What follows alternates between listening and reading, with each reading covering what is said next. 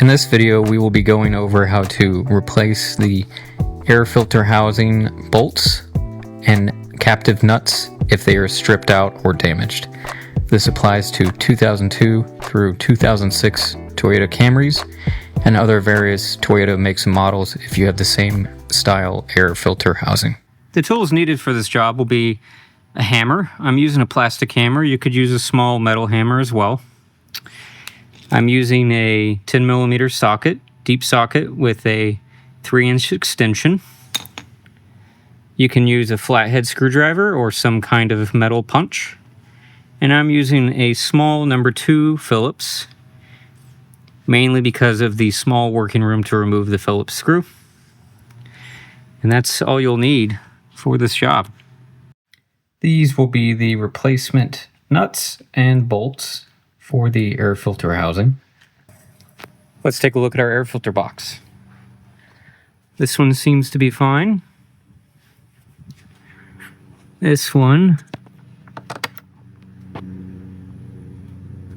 looks to be stripped out. This is what we'll be replacing. The bolt and the nut in the box need to be replaced. To make things easier, we're going to take the top of the box out of the way. That involves a Phillips head screwdriver or 10mm. Disconnecting your airflow, mass airflow sensor here. Here's a push clip. And it's best to, because this rubber line can be brittle on these cars at this age, to disconnect this electrical sensor and this Phillips head screw and pull this solenoid off of the top of the housing. So, go ahead and remove your electrical connections. Some of these you might need to do two-handed. And that clip broke, so we are going to have to replace this socket. That'll be in another video. In the meantime, we can use a zip tie to hold this back on, but we'll want to put a new socket on here. This is over 23 years old. Sometimes when you bend these tabs, they just break right off. Go ahead and tuck those to the side. Now that you have your vent valve out of the way and your mass airflow sensor disconnected and this bolt loosened up to where you can move the clamp, whatever remaining 2 bolts removed from your air filter housing, go ahead and wiggle it off the hose. We're going to be doing this job pretty quickly, so it's a good idea to put a rag in this hole if you're going to take a long time or if it's very dusty outside. There's no wind, and it's a pretty quick job, so I'm not going to seal off this intake hose. You don't want any dirt or anything getting in that direction. That goes into your engine. Remove your air filter.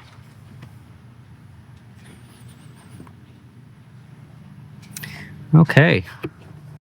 These guys are kind of held in place by a friction fit from the bottom up. So what we'll do is we'll put a punch or a flathead screwdriver, just like this, and tap down. I'm using a small hammer, and should kind of pop right out. So we'll get squarely on there. There it goes.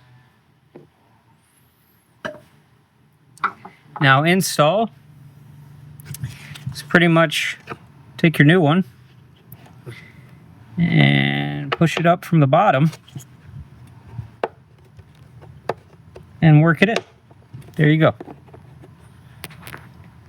And you'll do the same to the other side. All right, for your air filter housing, you'll see it pretty much has a small little slot here.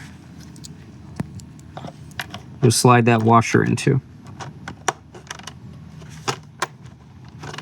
Just like that. Installation, once you get your air filter back in spot, it's pretty simple. It's just reverse of the uninstall order. Kind of need 2 hands to do this, but you'll put your air filter lid back onto the rubber hose. You can then make sure your tabs, both tabs, are underneath and locked in, just like that. Now you can tighten your new bolts.